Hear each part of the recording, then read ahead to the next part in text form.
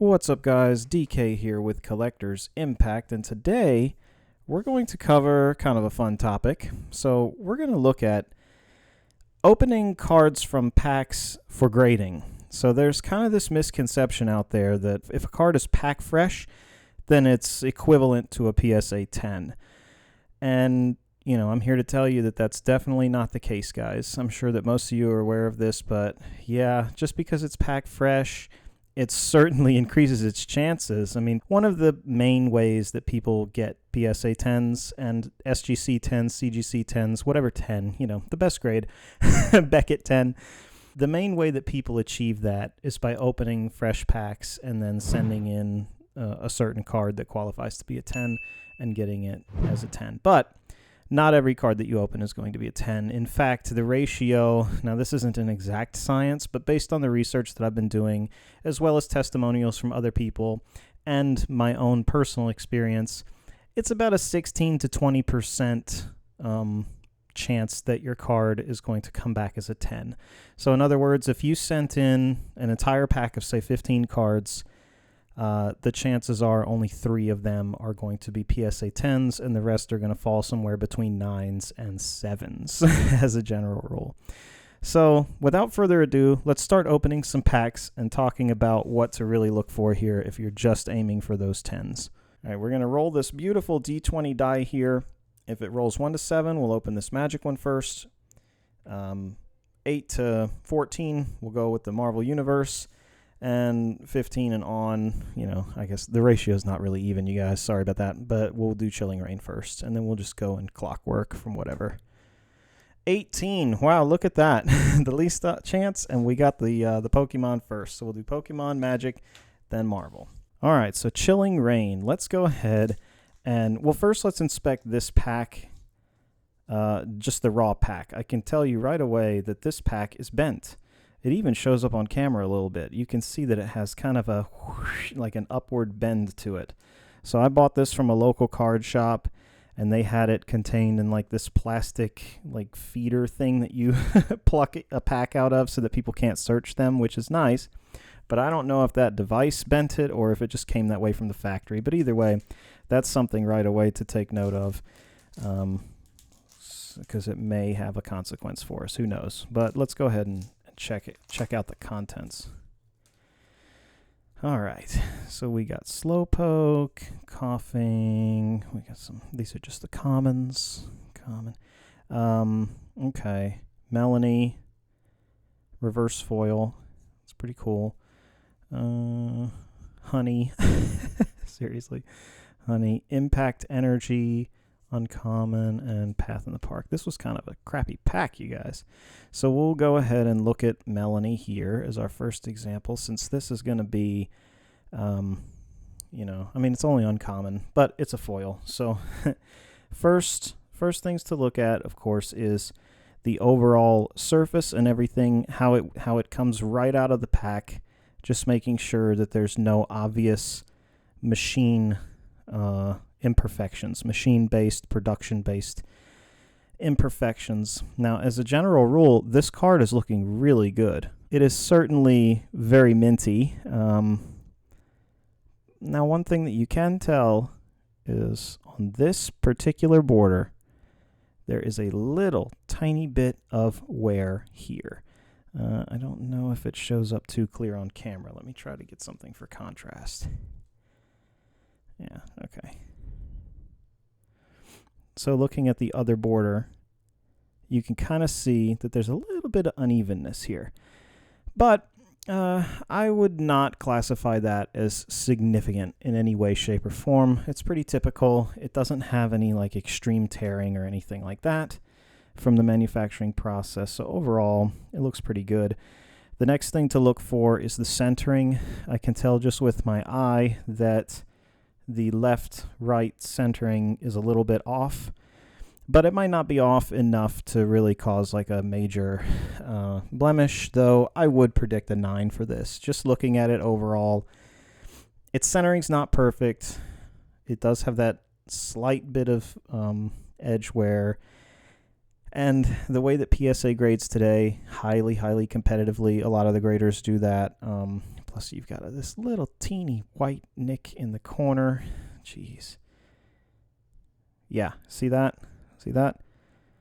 That's another thing working against the card. I would predict a PSA 9 on this under their current grading scale, under the current, not their grading scale, but under their current grading scrutiny, though it is a PSA 10 candidate. So it's kind of a pseudoscience, really. It really depends on your grader. The fact that there are things that I can point out on this card that make it have imperfections, that right there just shows me that it's a gamble. It's always a gamble with a 10, as I mentioned earlier. It's a 1 in 5 chance that a pack fresh card is going to be a 10. So I would put this one more in that 80% chance that it would be a 9, but they might surprise you. Now let's just do a quick glance through the rest of the cards in the pack. We'll start with their back and see if there's anything that sticks out to us if we were interested, say, in grading a common for whatever reason. Okay, most of these backs are looking solid. This one's back is a little bit more washed out. You may be able to see it there. So in terms of color saturation, this one is lighter. The ink was running a little bit lighter on that. So that one kind of sticks out to me for that reason. And then of all these cards, this one here has the biggest imperfection that I'm noticing right off the bat, you guys. You can see there is a significant white chip on the back border of the card. So that is one that might come back as a PSA 9 or 8 if you were to send it in. And then when you flip it over, yep, centering's not perfect. The left-right, or right-left rather, this side is bigger. So that's one that if it was like your star card in the pack and you're comparing it to all the other cards and then you notice, oh my God, my best card has this border issue going on, right there's where you kind of stomp your foot and say, damn. If you pulled a valuable enough card, and even if it has a small imperfection, think of the PSA 9 as your break-even point on a valuable card at least. It's probably worth sending in, once things calm down with the grading market. I'm not saying to do it right now, but once things calm down, if you're interested in grading a card, PSA 9 is fine. If it's a rare card, if it's a valuable card, it's fine. If it's not a rare or valuable card, then, probably not, unless you really love the character. All right, moving on to this Commander Legends pack from Magic. Now, this is kind of interesting because it's got 20 cards in here. It's a 20-card draft booster, which I'm very used to 15-card draft boosters, so I don't know. This is the first 20-card draft booster I've ever opened.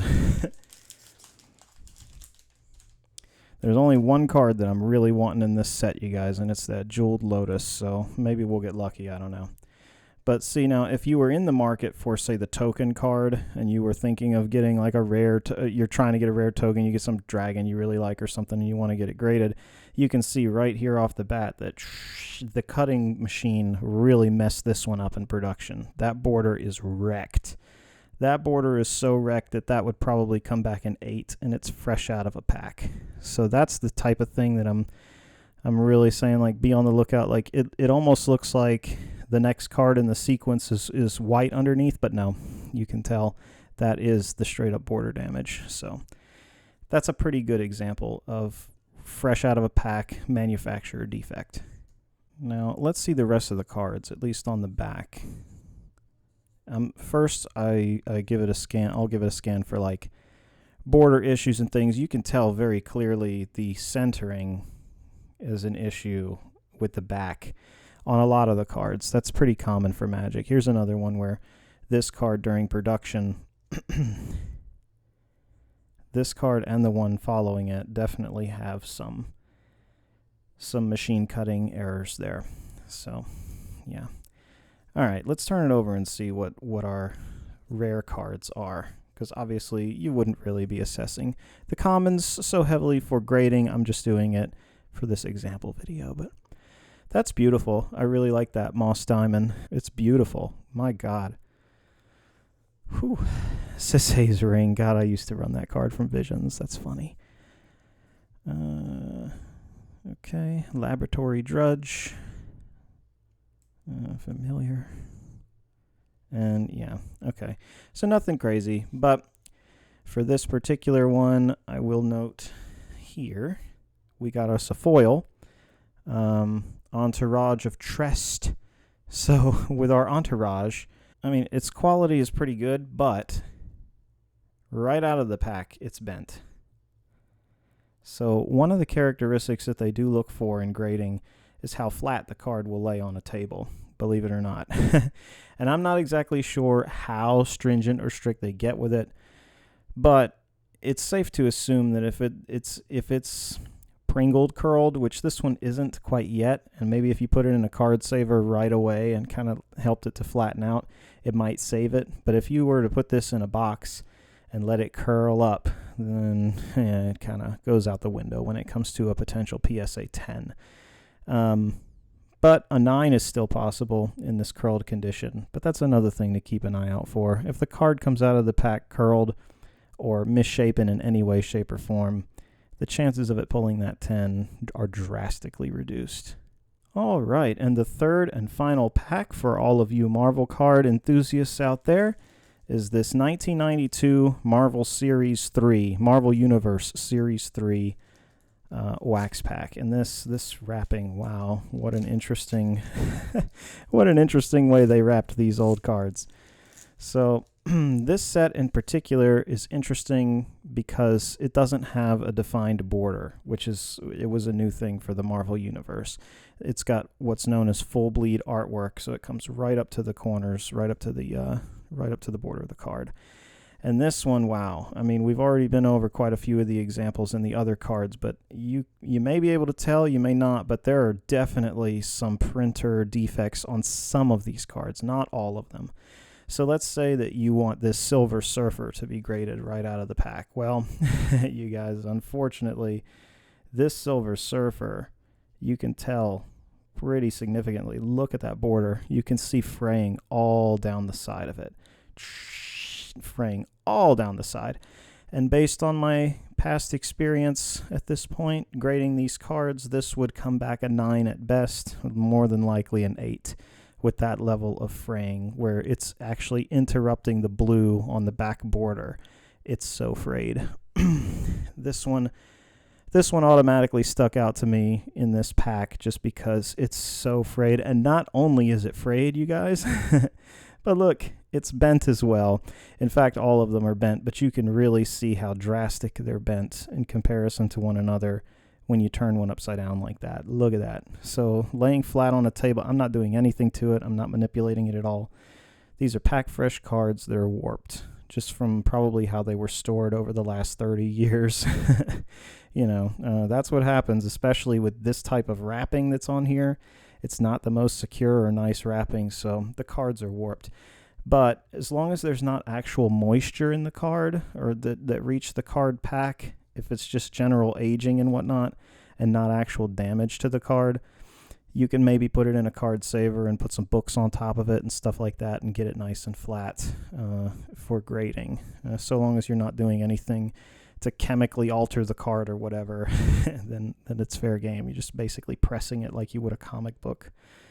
Yeah, a lot of these are really rough. Now Thanos here, Thanos's card, this border is pretty clean, but this border has seen better days, so you can tell. It's got the ripping and everything, and that is definitely the biggest challenge when it comes to the 92 set in particular. This is not always the case with the Marvel cards, so that's definitely why I chose this as a prime example, and I actually had one on hand, so that was nice. But yeah, this set is notorious for issues right out of the pack. And if you're interested in the 1990 cards, those are notorious for horrible centering issues. So they may not have bad borders and stuff, but the centering, is it atrocious? Yeah, I mean, you can just see this was cut all to pieces in manufacturing.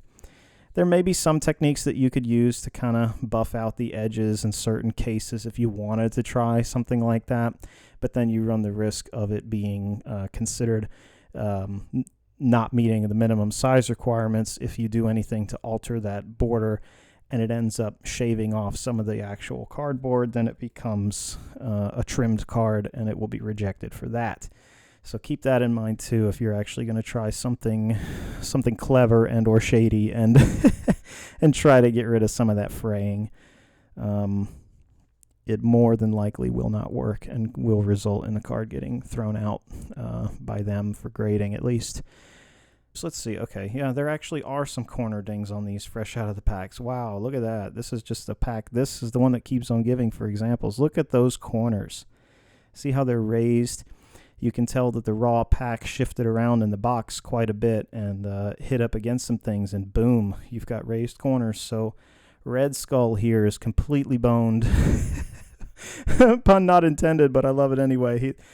He's so yeah, he's definitely boned. And then you've got these other two cards are noticeable. They've got some noticeable corner issues too. I mean, most of them do, but those three really stick out like a sore thumb. So yeah, that was a great example pack, you guys. I hope that you found that pretty useful and everything. So actually, to wrap us up here, guys, I went through the cards and looked through them pretty closely, and this Meteoric Mace is a card that would actually be a really good candidate for a PSA 10. And unfortunately, it's not a rare card, nor is it a good card, so it's one that you wouldn't send in, but I wanted to go ahead and highlight it at the end here because it's a pretty strong candidate, and that's because its edges are all in great condition, its surface is in great condition, its centering is damn near perfect. You can tell the left to right is very even, the top to bottom is very even. You kind of got to ignore some of the fact that it looks super like more black there than there. That's typical for the way that the Magic cards are produced. So yeah, trust me on that. It's actually pretty even for what it is. And then you can tell here, the top to bottom, again, pretty even, left to right, pretty even. The actual card surface is great, no chipping on those borders, no creases, no bends, no anything. So there's your PSA 10 candidate. So that's just to identify in the pack of cards there. There are some potential ones. They're just not always the ones you want, you know what I mean? So if there are any other questions that you have about pack fresh cards and grading and looking for that 10, feel free to put them in the comment section, or if you have any advice on the subject, definitely feel free to comment about that as well.